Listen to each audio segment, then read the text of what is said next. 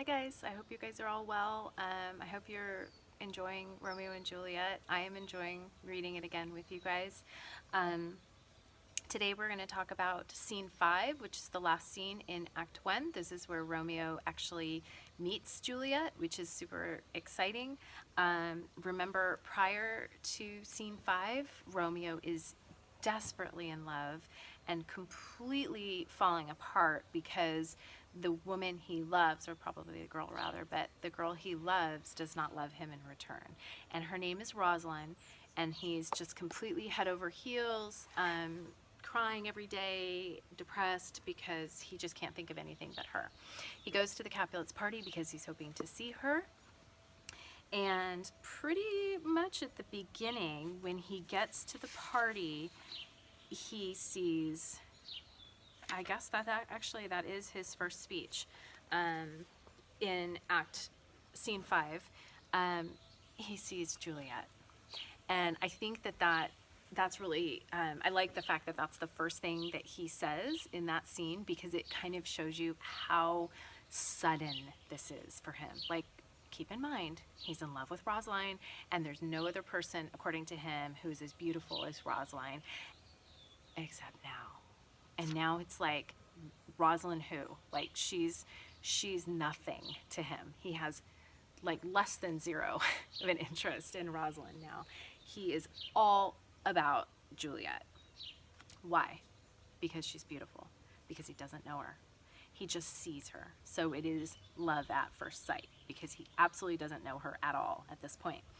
Okay, and so his first speech, or the first thing he says in Act 5, is, "What lady is that which doth enrich the hand of yonder knight?" So he's asking one of the Capulet serving people, and the serving person says, "I know not, sir."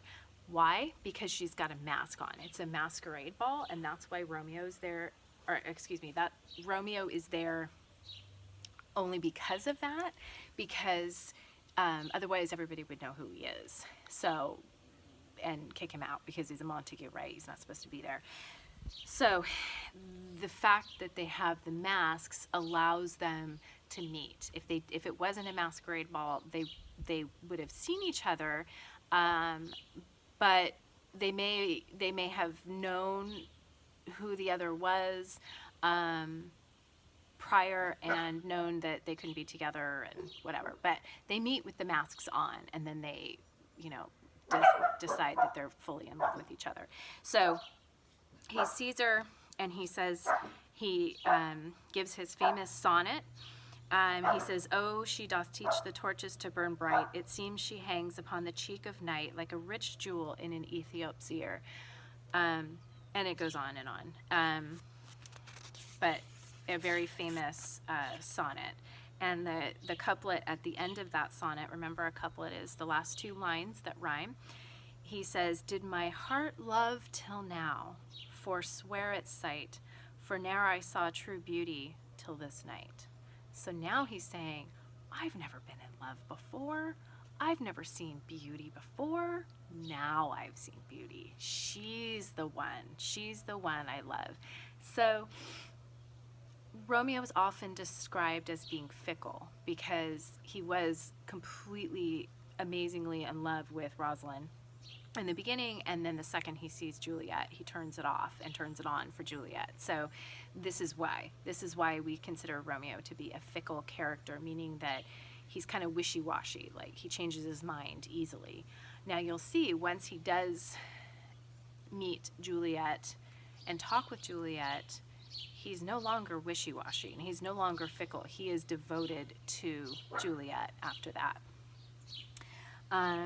So in scene 5, let's see, let me look at my notes here.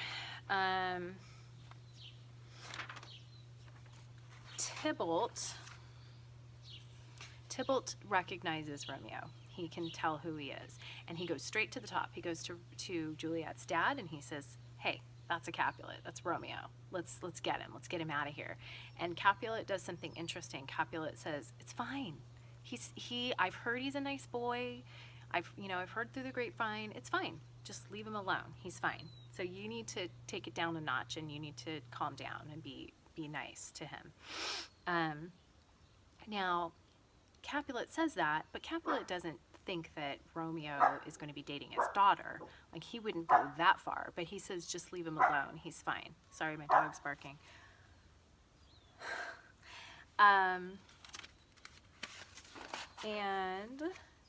then Romeo and Juliet meet, which is very exciting.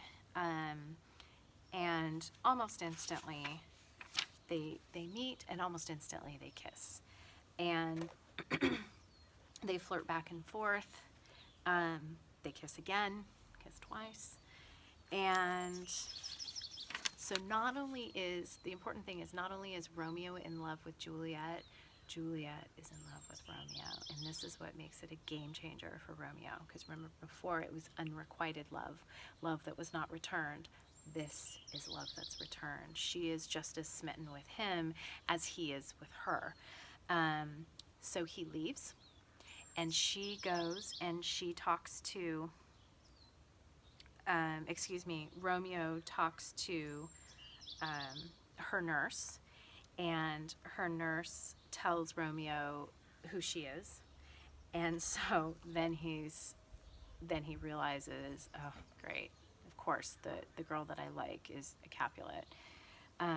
Not only is she a Capulet, but she's Capulet's daughter. Like, this isn't going to work out very well.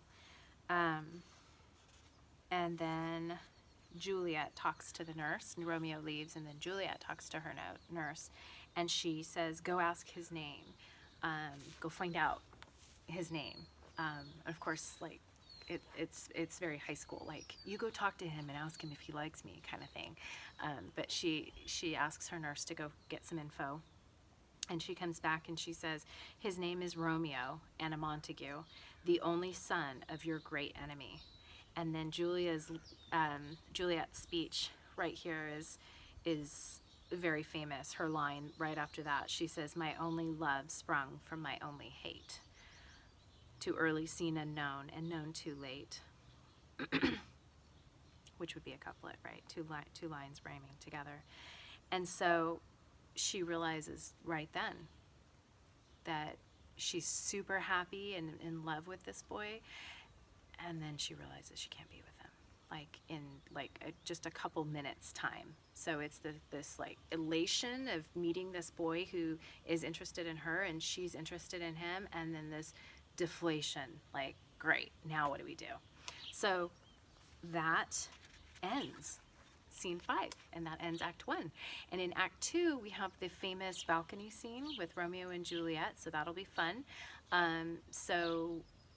That it's a short video, only 8 minutes, so that was the end of scene 5. And the next one I will do is, I think you'll watch that one next week.